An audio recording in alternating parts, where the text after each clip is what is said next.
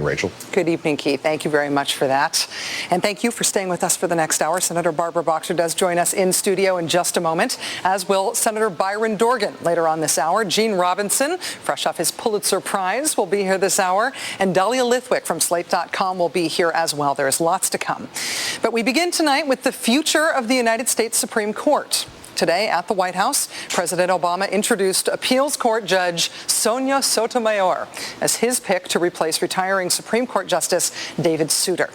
And as always, the easiest way to understand what this means, to understand the convergence of politics and governance and the judiciary, is with a cocktail metaphor. Imagine the Supreme Court is a cocktail.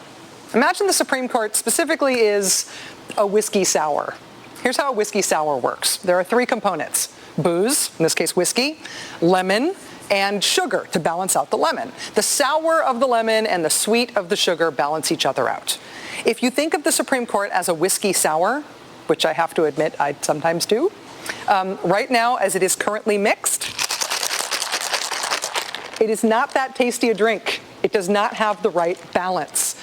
Let's say the sugar in this drink are the conservatives: Antonin Scalia, Clarence Thomas, Samuel Alito, John Roberts, ideologically rather rigid conservatives who essentially never surprise anyone. They do not divert from the conservative line. They are predictable, solid, a homogeneous conservative bloc.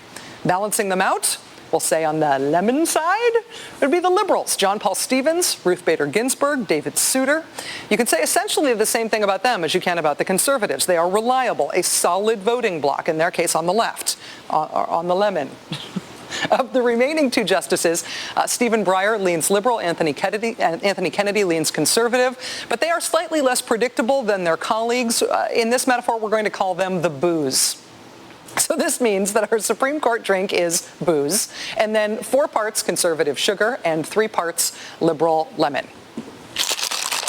So, in other words, that's sort of, with more sugar than lemon, it's sort of more sweet than tart. It's a little cloying.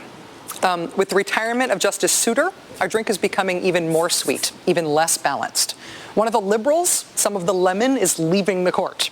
So the question the country's been asking ever since we learned that Justice Souter would retire is whether or not the court was going to become even less balanced than it is now. Whether we're going to replace Justice Souter with another reliable liberal with lemon, so the drink's still too sweet, but at least it's not getting worse, or whether we are going to make this already too sweet drink even worse by replacing our lemon with one of the other 2 ingredients. Enter Judge Sonia Sotomayor, who got her grand unveiling today at the White House. The website TPMDC obtained a copy of White House talking points on behalf of Sotomayor's nomination today. And here's how they are selling this nomination. Quote, known as a moderate on the court, Sotomayor often forges consensus, agreeing with her more conservative nominees far more frequently than she disagrees with them. In cases where Sotomayor and at least one judge appointed by a Republican president were on the 3-judge panel, Sotomayor and the Republican appointees agreed on the outcome 95% of the time. In other words, she agrees with conservatives more often than she disagrees with them. She's with them 95% of the time. The Sotomayor is a moderate mantra was repeated over and over and over again on TV on nomination day 1 today by White House officials. This nomination is being viewed as one that people on both sides of the spectrum can praise. She's been confirmed twice by the United States Senate, nominated first by President Bush for the district court. She's worked for a private firm doing complex litigation, international law, then being appointed by a Republican, I might add, George H.W. Bush. Judge Sotomayor was appointed first by George Bush, and she got quite a few Republican votes when she was nominated to the circuit court, including Jesse Helms, including your friend Rick Santorum. She was supported by Jesse Helms and Rick Santorum. She's a conservative's dream. Despite a huge Democratic majority in the Senate, an even bigger Democratic majority in the House, the Democratic president, who won in a landslide, is selling his Supreme Court pick by saying that she's conservative. In other words, don't worry, America. Adding her to the mix of this already too sweet drink will do nothing to bring it back into balance. If you want some more lemon to balance out all that cloying, hangover-inducing sugar, you are not going to get it from this nominee. The questions now are whether Sonia Sotomayor is as conservative, as moderate as the White House says she is, and how are D.C. politics so divorced from the rest of America, so divorced from even the results of the last two elections, that the prospect of making the court less conservative, making the court more balanced, is out of the question. The whole confirmation debate is framed as an inquiry into whether or not the president's nominee is conservative enough to be seated on the nation's highest court. Joining us now is Democratic Senator Barbara Boxer of California. Senator Boxer, thank you for joining us tonight, and thank you for sitting through my lame Supreme Court as drink metaphor. Well, I'll never look at a whiskey sour again without thinking of this unbelievable comparison. It was a little far-fetched, but you got to be ambitious, right? It was very original. Thank you. That's faint praise. All right. Justice Sotomayor would replace admittedly liberal Justice Souter. Mm-hmm. If she is confirmed, do you think the court would significantly move one way in either direction? I think she's probably going to wind up in the mold of a Souter, despite some of the things that you said. I've looked at some of her rulings, and remember, the fact is the New York court is not conservative the way Alito is on the court, on the Supreme Court, or Roberts or Thomas. They are very, very conservative. I think if you look at her rulings, they don't go there. They're pretty much common sense. They do have that human touch to them. I've read a number of them. And I just don't think you can really predict everything with certainty. Look at Souter. He was considered a Republican conservative. So I just think if you look at her life story, which we did today, and if you look at some of her rulings and some of the things she said, I have a good feeling about her, but no one can predict with certainty. On the issue of her life experience, the politics around that are emerging to be sort of complicated and interesting. On the one hand, she is the American dream. Yes. In so many ways. On the other hand, we're seeing conservative groups, not so much Republican senators yet, but really conservative interest groups, attack the story of her life story being used as an asset in the nomination process, saying that it implies that she's going to bring her own feelings, her own experiences to bear more than the law. What's your reaction to that? Well, my reaction is that that's ridiculous. We all see life through our own lens. You see it through your life. I see it through mine. You know that. Yeah.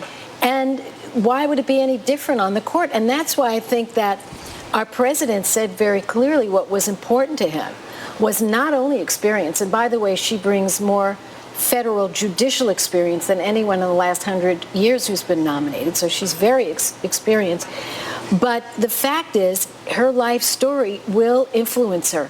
She's going to have a certain feeling when she has a case that deals with disability because she has a disability. It's just the way it is. Is it better? Is it worse? I think it's important to have diversity on the court. That's why Olympia Snowe and I, Olympia's Republican, myself a Democrat, asked the president to appoint a woman because you do see life through that different lens. Not better, not worse, but important when you're sitting around a table. And, for example, the Supreme Court had a case that dealt with strip search on a 13-year-old girl. And it was said by, I think it was Ruth Bader Ginsburg, how important it was that there be a woman there to explain to the men what that really means to a woman. So not better, not worse, important distinction, different lens. Speaking of different lenses, of course, the historic import of this nomination is that this, if she were confirmed, she'd be the first Hispanic, yes, the first Latino or Latina to be appointed to the bench, representing California with such a large Latino population. What do you think this means for, what do you think it means for race relations? What do you think it means for political power in the Hispanic community? I will tell you tonight they are celebrating so much in the Hispanic community in my state and all over the country. It is such a recognition that in America our diversity is our strength. It's a recognition that yes, a woman, yes, a Hispanic can make it to the court based on qualifications, based on experience. It's terrific, and it's terrific for the young people. It's terrific for all Americans to understand that. Think about this woman's life story. Her dad, I believe that after the third grade, he had no more education. And the mom just working her fingers to the bone to give both her kids a chance. it really sends this country into soaring heights, I think, when those things. I felt that way about our president.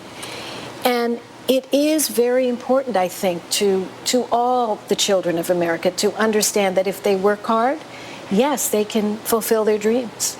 Let me ask you about the overall premise again with which I sort of introduced this discussion, and that is the idea that the court does lean right now. And you described Sotomayor as somebody who may be hard to predict, like a lot of justices are hard to predict in terms of how they'll rule. Do you think it's appropriate, it would have been appropriate for this nomination, it will be appropriate for further nominations, to pick somebody who is predictable, for President Obama to choose somebody who will be reliably a liberal on a court that has a lot of people who are unabashed conservatives? Well, I actually said I thought she would be in the mold of a David Souter. I believe that she will be, from what I know about her, what I know about her life, what I know about her work, what I see about the decisions I've looked at so far. You can see the compassion. You can see the understanding that when the court does make a decision, it impacts our lives.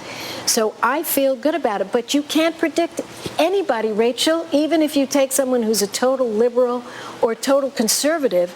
You don't know. As I said, when Souter went on, he was considered to be an absolute conservative. Yeah. So I can't sit here tonight and promise you anything except my own judgment is that she will bring all the good qualities that we want in a justice to the high court, and that she will have a good impact, and I believe at the end of the day will move us in a direction that is more progressive and more inclusive for the people of this great country. In your home state, in California today, a huge state Supreme Court ruling upholding Proposition 8, more than 100 people arrested in San Francisco, demonstrations all over the state. What's your reaction to the state Supreme Court ruling today, and what do you think happens next in the fight for same-sex equality?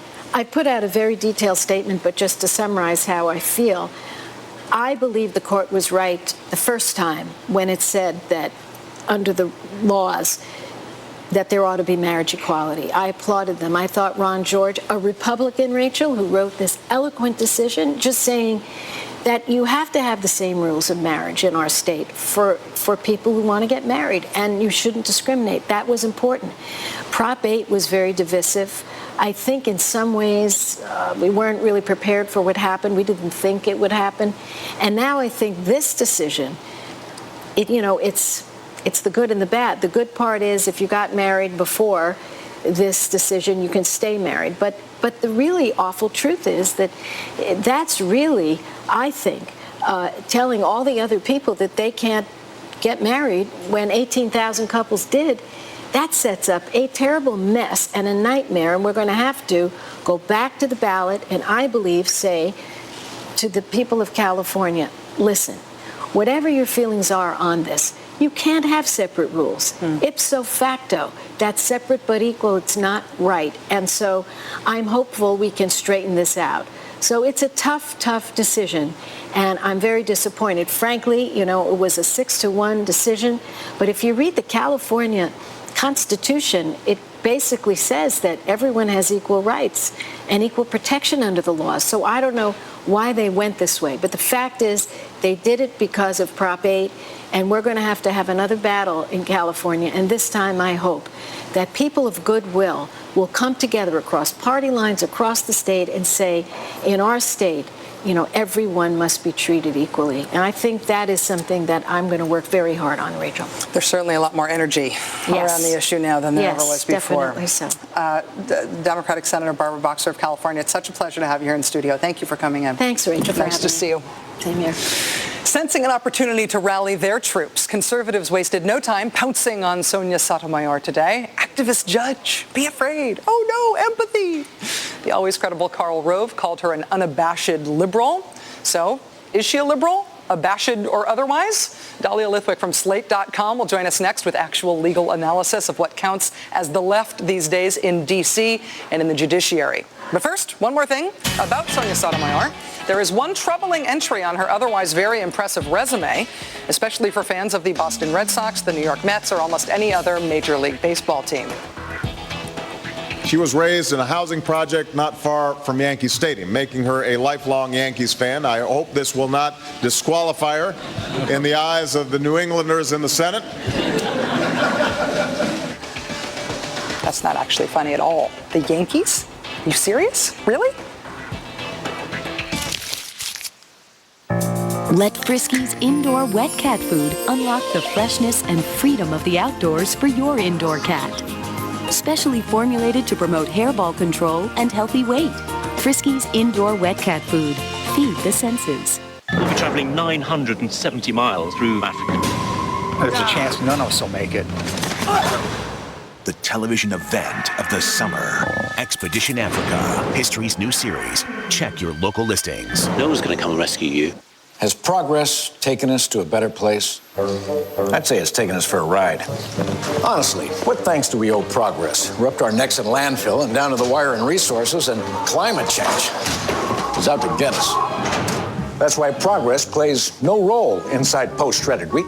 Here, we put the no in innovation. Post-original shredded wheat is still just the one simple, honest ingredient which naturally comes with vitamins, minerals, and fiber. All we did was make it spoon-sized. Did we go too far? Where there was unethical smoke around Senator Roland Burris of Illinois, there appears tonight to be some potential unethical fire. Senator Burris was infamously appointed to replace former Senator Barack Obama, who got a new job. Burris was appointed by then, amazingly, still Governor Rod Blagojevich. After we all heard from Governor F. Word on federal wiretaps about what he appeared to expect in return for the Senate appointment, tonight, the transcript of a just-released FBI wiretap reveals that Roland Burris and Rod Blagojevich's brother had this sort of phone conversation you're probably not really allowed to have. According to the Associated Press, on the tape, Burris repeatedly expresses his desire to fill President Obama's vacated Senate seat. When brother Blagojevich then appeals for money, Roland Burris says, quote, "I will personally do something." So we have quid. There appears to be quo. If we have quid pro quo, then we actually have a legal problem here. We have asked Senator Burris to be on this show again tomorrow to give us his explanation for these tapes. I very much hope he says yes. At eHarmony, we think there's a better way for singles to find lasting relationships. While other sites make you scan through thousands of pictures to find a match, eHarmony pre-screens each member for you to determine your matches based on 29 dimensions of deep compatibility in areas like character, values, and intellect. Feel the difference yourself of being matched on deep compatibility. Get started today and review all your matches for free at eHarmony.com. Can I speak just for a couple minutes over something that's going on?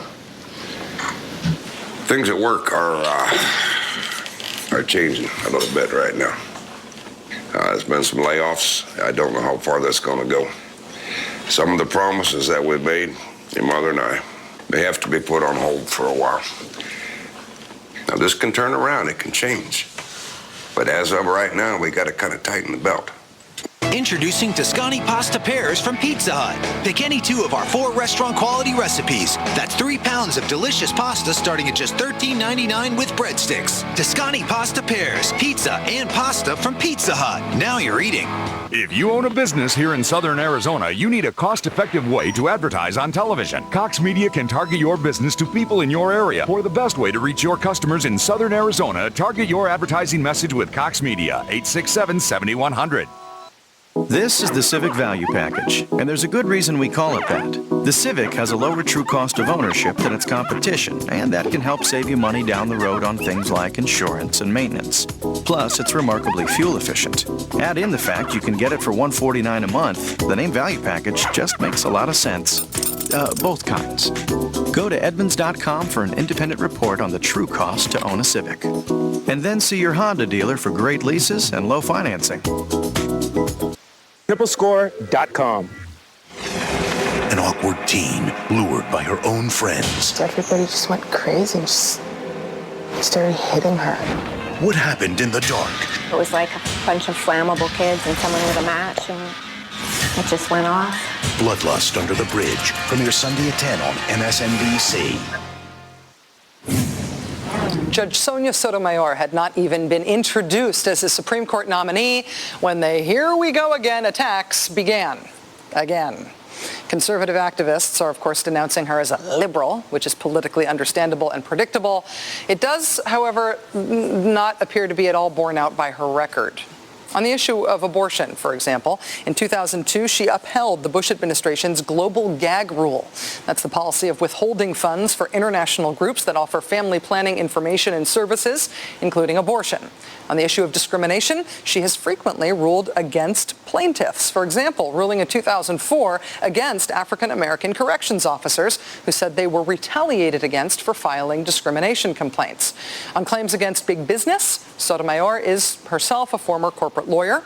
In the year 2000, she wrote the dissent in a 2-to-1 decision that ultimately favored victims' families. This was concerning the 1996 crash of TWA Flight 800 off of Long Island. Sotomayor wrote that the crash had not occurred within U.S. territorial waters and that therefore victims' families should not have had the right to sue the airline for extra damages. Again, now she was the dissenting view in this case. And she wrote that the judges who disagreed with her were ignoring legislative history and earlier case law, saying that their decision was, quote, clearly a legislative policy choice, which should not be made by the courts. Does this sound like the record of an unabashedly liberal activist judge to you? Joining us now is Dahlia Lithwick, senior editor for Slate.com. Dahlia, thank you very much for coming back on the show. Thank you for having me. I'm the only person in America who's pointing out that Judge Sotomayor is not all that liberal. At least it feels that way.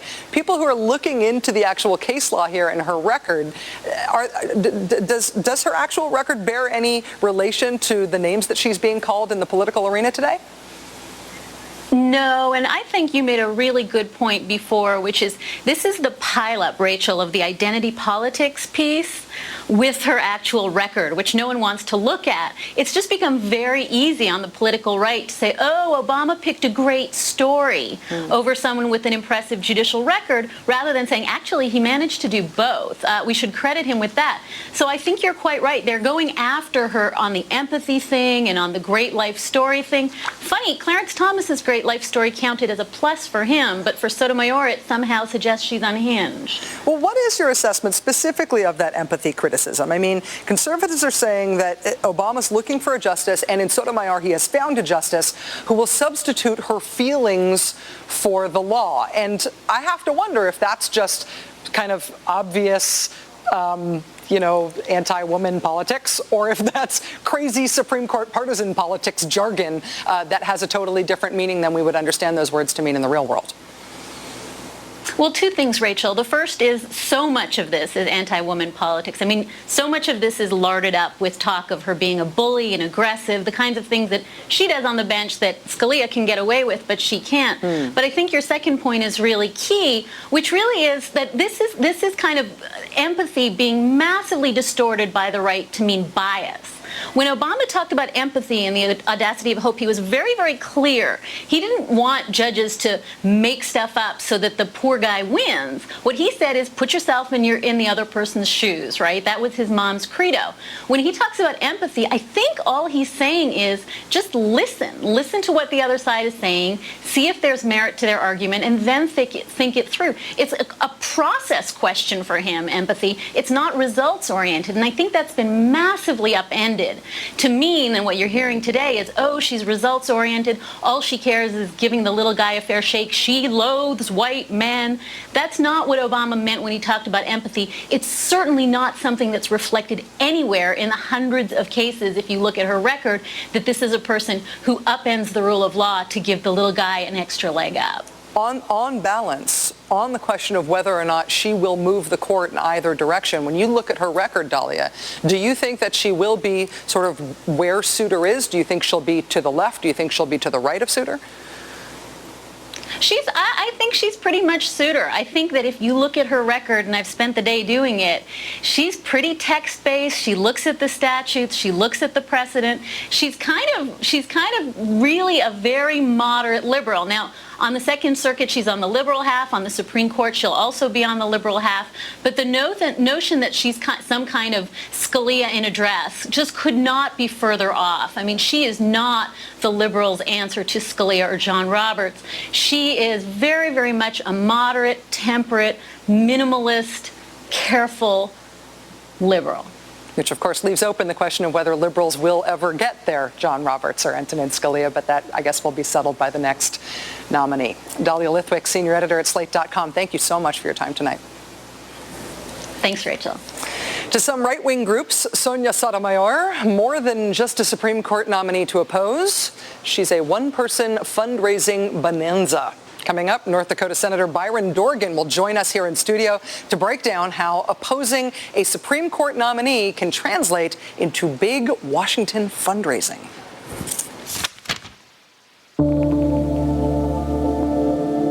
Arthritis targets your body where it's weak,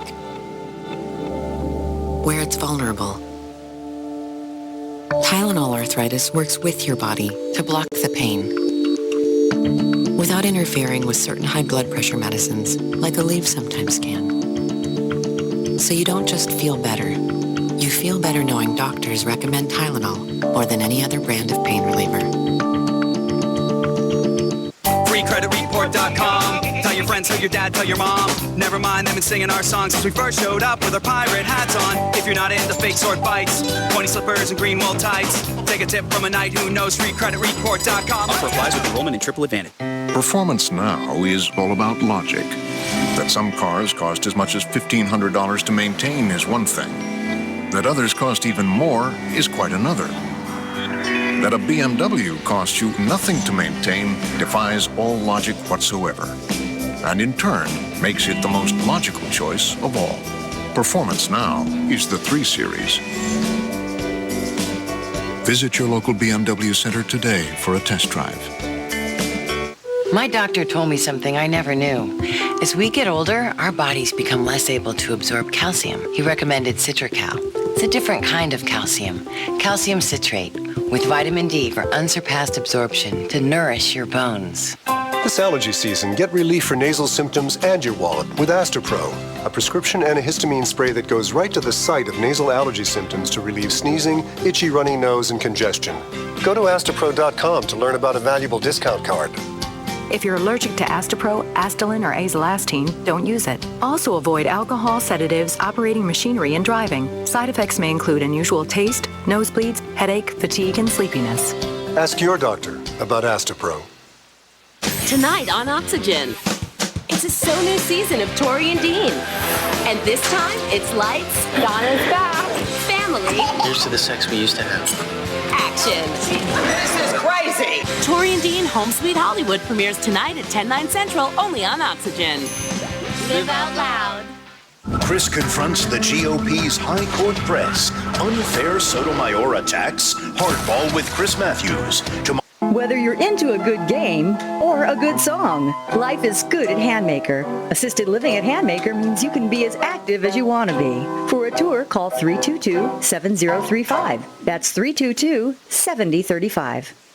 At Breakmasters, we found a better way to service customers. We take the time to give a customer a free brake check, and our people are not commission paid, so you know you're going to get an honest brake. We give you an honest brake. Text MASTERS to 269411 to receive a coupon for a $69.95 brake special. Bring your cell phone with a text coupon to any Tucson Breakmasters location to take advantage of this special offer. Text MASTERS to 269411 now. Hi, I'm Max Holder with Fair Exchange Suzuki of Phoenix, introducing a new line of Suzukis, the Grand Vitara, the Forenza, the Ariel. 7-year, 100,000-mile warranty. Power windows, locks from 35 miles to the gallon, plus 0% interest or $199 a month or $500 gas card. You owe it to yourself before you buy a Honda, a Nissan, or a Toyota. Compare the price, the value of the new Suzukis. Remember, we have a grand selection of trucks, cars, and SUVs. For fun, for adventure, Suzuki, the way of life.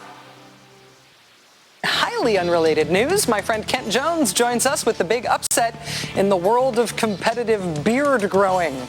Stay with us. But first, it's time for a couple of holy mackerel stories in today's news. As discussed with California Senator Barbara Boxer just moments ago, the California State Supreme Court today ruled 6-1 to uphold the ban on gay marriage that Californians voted for in November. Proposition 8, the gay marriage ban, remains in effect. Awkwardly, the 18,000 same-sex couples who were married in the brief California interregnum in which same-sex marriages were legal, those 18,000 marriages are still legal. So gay marriage is illegal, but 18,000 individual gay marriages are legal. That was the complicated state Supreme Court action today. Do you want to see the reaction today? Thousands of people in over 100 locations nationwide took to the streets to protest the gay marriage ban in California. These protests are being called Day of Decision rallies. In San Francisco, over 100 people, including a number of members of the clergy, were arrested for blocking an intersection. There were dozens of other California rallies in places including Sacramento, Santa Cruz, and Long Beach. Outside of California, there were protests in 30 different states, including a large one in New York City. People marched from Greenwich Village to Union Square in Manhattan. In Seattle, Washington, an afternoon rally was held at Westlake Center. And in St. Louis, protesters gathered inside City Hall. Consider today's protests to be a sign of how much more organized and galvanized supporters of gay marriage are now compared to when Prop 8 passed back in November. On Saturday, there will be, in effect, the kickoff rally for the fight to regain same-sex marriage rights in California. It's being called Meet in the Middle, because the rally is being held in the geographic center of California, the city of Fresno. And if they planned it that way to get me to mention it on the show, just because they know I'm a huge dork for geography, trivia, and maps, then mission accomplished. In alarming international news, despite nearly unanimous international pressure to not do so, North Korea, for the second time in less than 3 years, has detonated a nuclear explosion. Their first nuclear test in 2006 was widely thought to have been a dud. It's not easy to measure someone else's nuclear explosion, but very rough measurements taken by seismographs, the things that measure earthquakes, estimated that the latest blast yesterday was less of a dud than the one in 2006. It may have been about a quarter the size of the explosion at Hiroshima, which happened about 60 years ago. One of the ways they will try to get more precise information about the size and character of the North Korean nuke is to check for the release of radioactive particles into the atmosphere. You do that sort of checking by plane, which may be why North Korea today followed its nuclear test by shooting off a bunch of surface-to-air and surface-to-ship missiles, presumably to dissuade anyone from sniffing around too closely. The Obama administration has reacted by calling for new international sanctions against North Korea. And yes, to add to the drama, we are only 9 days away from the start of the trial of those 2 American journalists who are being held prisoner in North Korea. We will keep you posted on all these developments, I promise. And finally, in the Canadian government, there's a job called Governor General that is neither governor nor general. It's a ceremonial post that serves essentially to remind everyone that Canada is part of the British Commonwealth. The Governor General is the Queen's representative in Canada. It's usually a very low-profile job, but not anymore. The current Governor General is Michel Jean. In an act of protest against a European Union ban on seal products, the Governor General yesterday publicly cut out and ate the raw heart of a just slaughtered seal. Ms. Jean attended an Inuit community festival late yesterday when, using a traditional blade, she helped to slaughter a seal and then asked if she could please eat some of the heart raw, which she then did. Don't be grossed out, though. The Ottawa Citizen newspaper notes that, quote, after eating the heart, Jean wiped her blood-soaked fingers with a tissue. There was wiping. There was a tissue. Why are you so squeamish? Wood finishing projects can feel too big to tackle, but Minwax always makes it easy with rich wood stains and clear protective finishes. It's that simple. Minwax makes and keeps wood beautiful. The Go Board. Information you need, freedom to get going. At a value that's simply refreshing. Courtyard. It's a new stay. Yes. Yes.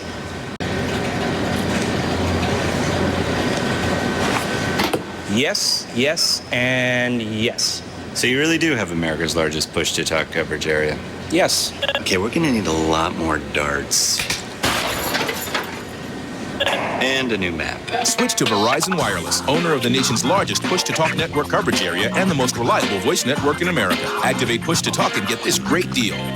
More and more, it seems, complete strangers are asking people about their Hyundai. Well, if you endorse our product, the least we could do is reward you for it. So now, Hyundai Assurance does. Buy a new Sonata, and Hyundai will send you money every month for the rest of the year.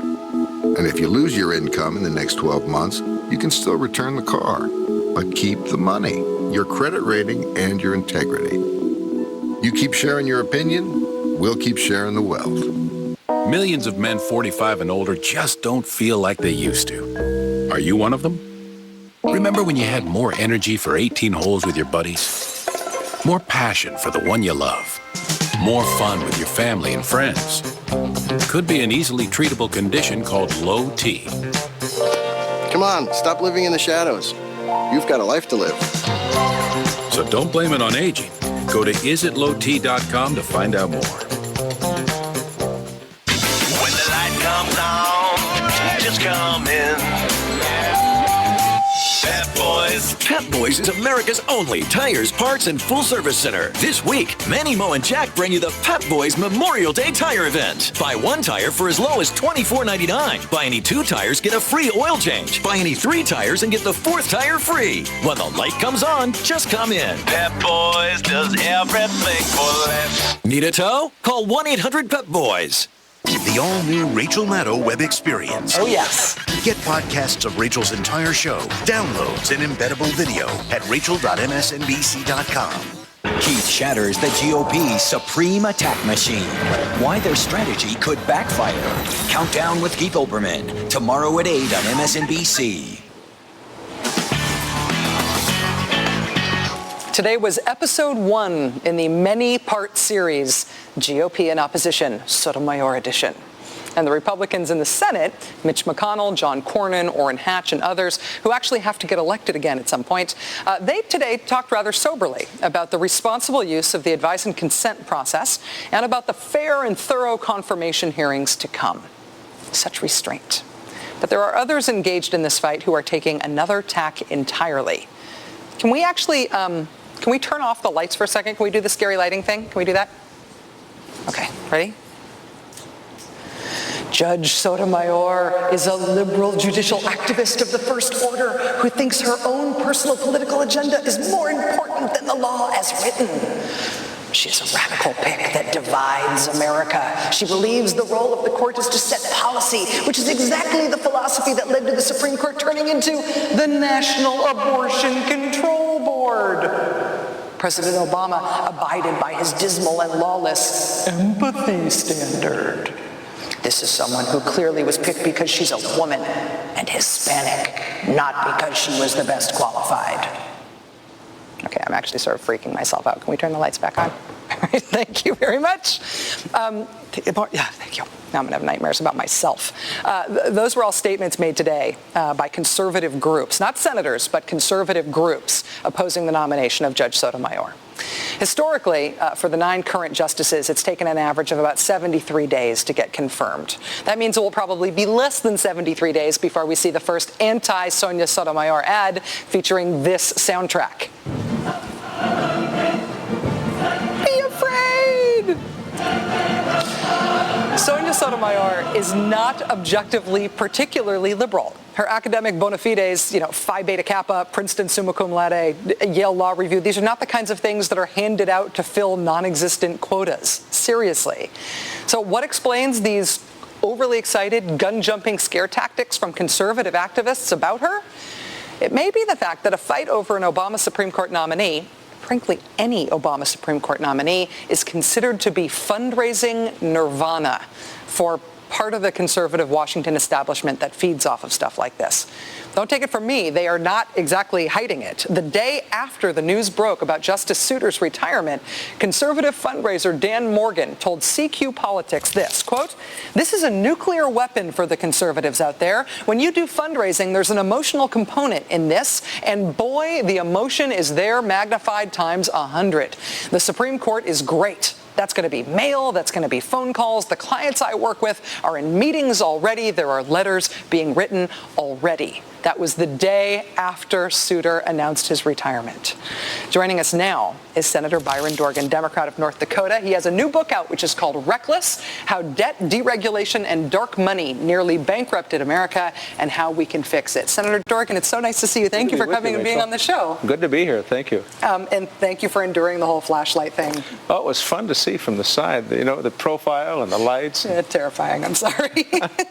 I have to ask you first if you think that the Senate is likely to confirm Judge Sotomayor for the Supreme Court. You think so? I think so. She's well qualified. She has a very distinguished record. She was appointed by the first President George Bush, nominated, I should say. She's been nominated twice, confirmed twice by the U.S. Senate. Unless there's something that we don't understand, something that's extraordinary, I don't think there's much question but that she'll be confirmed. Is the effort by conservative interest groups to try to make as much hay as possible out of this nomination, not necessarily to stop her, but I think in order to raise their own profile, to raise money, do you think that's a symptom of the larger problem of special interest, the sort of special interest money machine in Washington? Well, I mean, part of this is stirring the pot, which is always the case. Stir the pot, get the other side exercised, raise some funds, have a big fight. I mean, that's part of what, there's a whole industry that's geared up to do that. And part of that is fundraising. And so it's not unexpected. I kind of, you think over these years we've developed now a mindset about the Supreme Court being us versus them, whoever us and whoever them are. That's not the way the Supreme Court ought to be, but it is. And it's not the way that it always was either, not even in recent political history. That's right. But, especially with modern politics, fundraising, talk radio, all of the interest groups, I mean, this really has divided the country in a lot of ways. And on all these big issues now, each side decides to stir it up, and there's nobody better than the far right, of course. Well, let me ask you about the relationship between that us versus them dynamic, that sort of blue versus red dynamic in Washington, and some of what you write about in Reckless. You write about how deregulation in both the Clinton and the Bush administrations was a major cause for the current economic crisis. It's something that was not seen as a red versus blue political issue. Do you think that the current president can and should lead the charge on explaining regulation, really making the case for it in terms of rebuilding the financial sector? Yeah, well, it's not a question of can. He must. We will not fix what's wrong in this country unless we solve that question. And, the action taken in 1999, Financial Services Modernization Act, got rid of the Glass-Steagall, all the things that were done to try to separate banking from other risk enterprises. When that was done, it was supported by the Clinton administration. Graham Leach Bliley is actually what did it, 3 Republican legislators, but it was bipartisan. Only 8 of us in the Senate voted no. And if we don't now decide that we're going to get rid of this too big to fail, begin to take apart at least some of the biggest institutions that steered the country into the ditch, begin regulating things like derivatives and hedge funds, and if we don't do that, we can't fix what's wrong, and we're destined to repeat this again. You don't come from a financial services background, but when that was being voted on in 1999, your floor speeches in opposition to that legislation were eerily prescient about what was going to happen. What sort of values and experience did you depend on to give yourself the foresight, not only to vote against it, but to really predict what it would cause? Well, it wasn't that I was clairvoyant or smart. I think just common sense. I mean, I come from a town of 300 people, high school senior class of 9 students. So I feel it a great privilege to serve in the Senate. But on issues like this, it seems to me when you take a look at the very large banking institutions and what they wanted to do back in 1999 under what was called modernization, it occurred to me that it was just nuts. I mean, it was going to create great peril for this country. One of the things I said during my floor speech, or a couple of floor speeches, I said if the banks want to gamble, they really ought to go to Las Vegas. But they ought not be gambling with the FDIC-insured funds from the American taxpayer. The Republicans were united against the president's stimulus package, against the president's budget.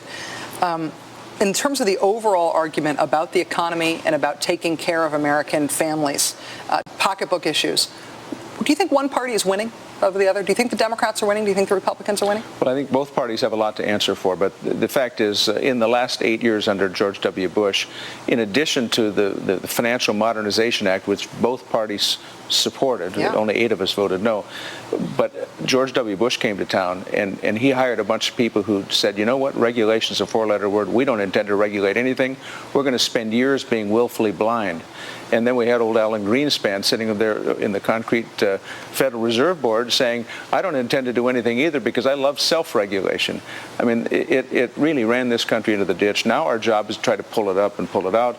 We've got a lot of people in deep trouble, who've lost their jobs, losing their homes. You know, we've got a lot to fix in this country, but you won't do it by ignoring the cause of the problem. There's this old saying, if you don't care where you are, you're never going to be lost.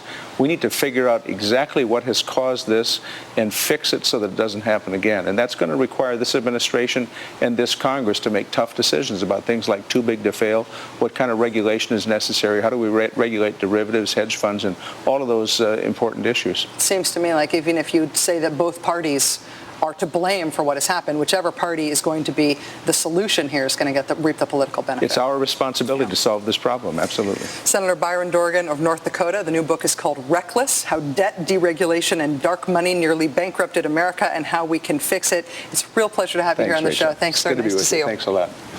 Here's a tip for Republicans. When you are smearing a political opponent, be sure to call them by their correct name, not a totally different name that turns out to be a creepy Freudian slip confirming everyone's worst fears about you. Mike Huckabee. More coming up with Pulitzer Prize winner Eugene Robinson in just a moment. Last year, more than 500,000 investors opened an account at TD Ameritrade. Maybe because TD Ameritrade's fair and straightforward pricing made sense to them. Maybe for the range of products, not just stocks, but bonds, mutual funds, CDs, and the clear, objective guidance to help them choose. Or maybe because the people on the phone or in the branch just seemed like good people to work with. Knowledgeable and nice. So why not talk to TD Ameritrade? There's never been a better time for a second opinion.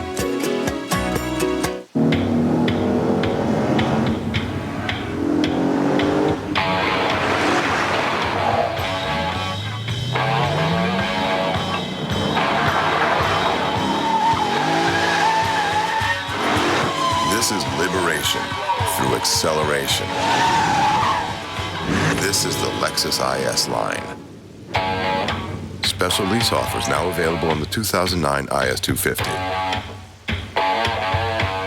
Hello, I'm a Mac. And I'm a PC. You know, there are tons and tons of PCs out there, so I brought the whole range by to help find the one that's best for her. It's a lot of PCs. So what do you want? Well, I want a computer with a big screen. Okay, small screens, beat it. What else? Well, I want it to have a fast processor. Okay, slow PCs, go. What else? I just need something that works without crashing or viruses or a ton of headaches. Did you say no viruses or crashes or headaches? Yeah. Ugh. She's all yours, Mac. Hi, how are you? Good. I'm a Mac. I'm a Megan. Dreaming about owning your own spa? Yeah! Well, stop dreaming. It's Sundance Spa's best offer ever. Payments as low as $94 a month, up to $3,000 off, and free spa maintenance for a year. Sundance Spa is celebrating its 30th anniversary with incredible savings. Get the Sundance Spa you've always dreamed of, with payments as low as $94 a month with no money down, up to $3,000 off, and free spa maintenance. Hurry, offer ends Sunday, May 31st. Call 888-9-SUNDANCE to find a dealer near you.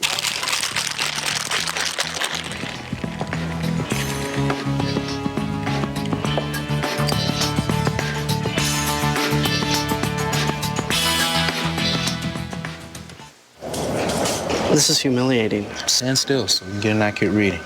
Okay, 18 pounds and a smidge. A smidge?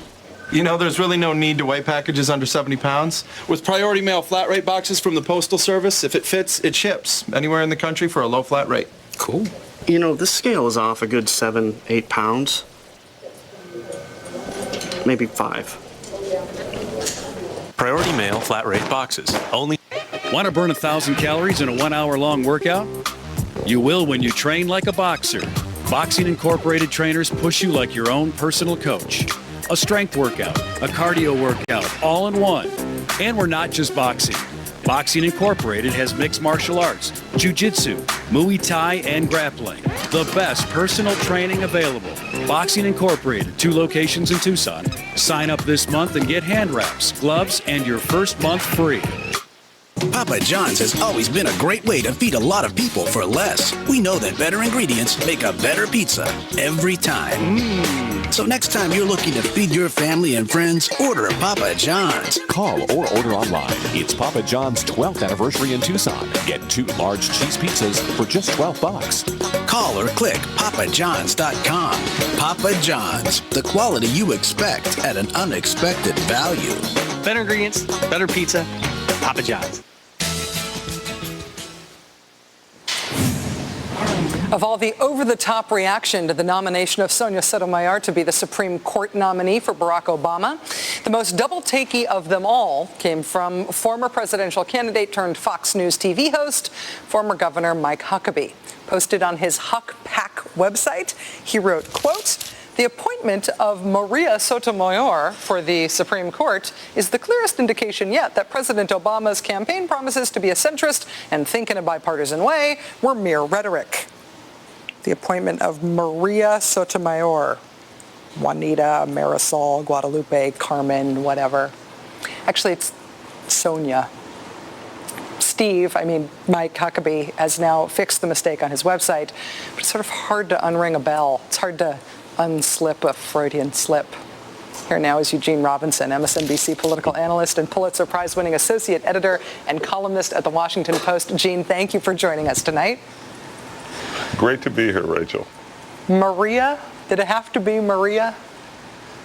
Oh, I guess it probably had to be Maria.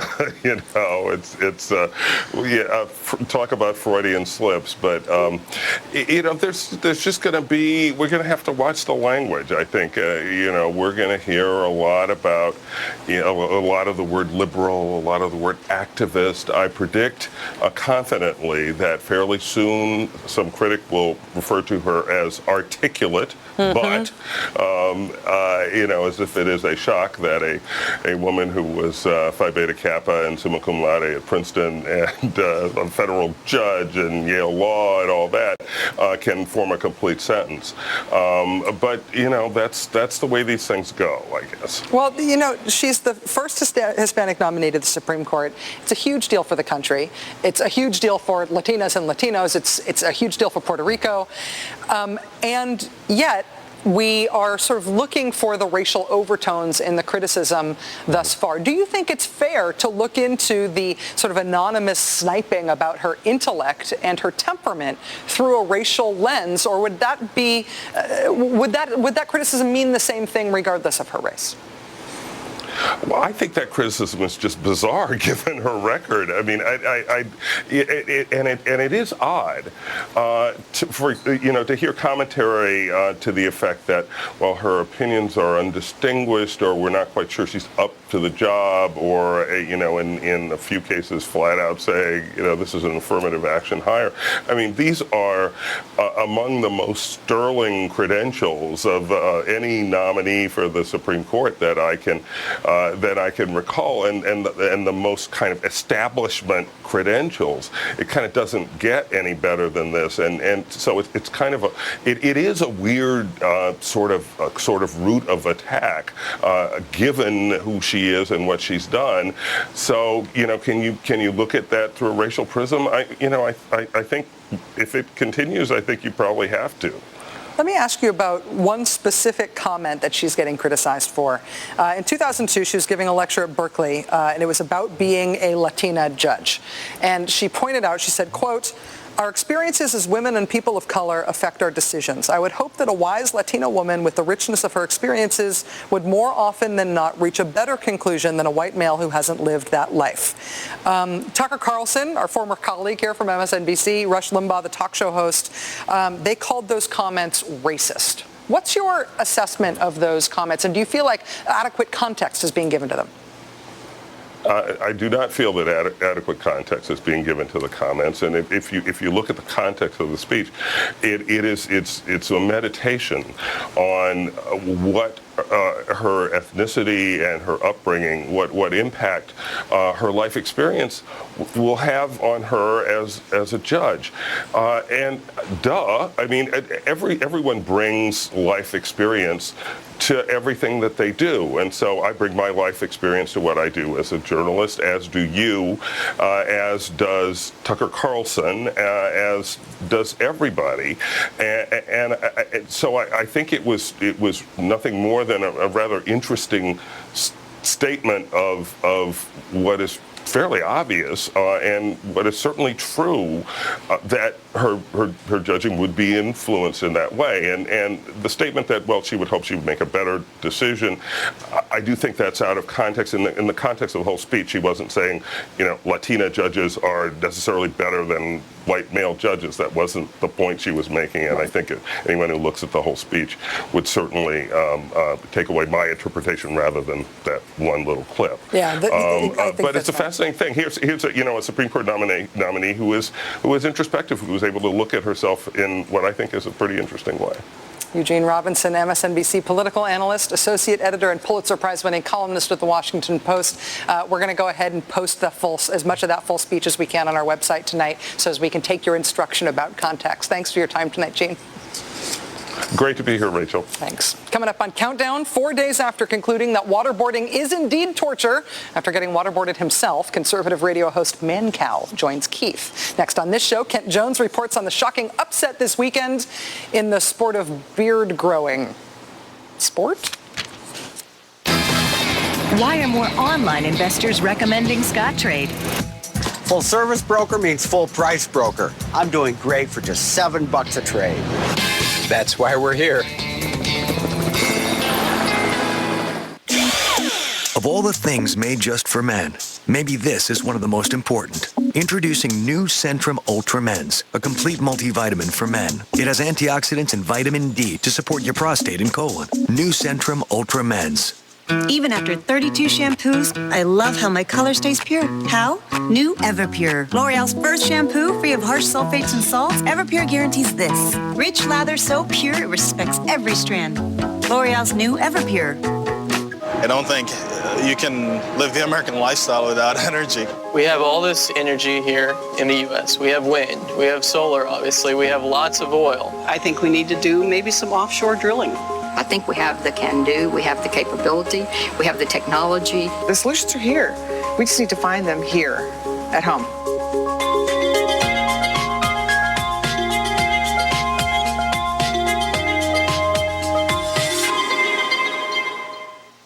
Millions of men 45 and older just don't feel like they used to. Are you one of them?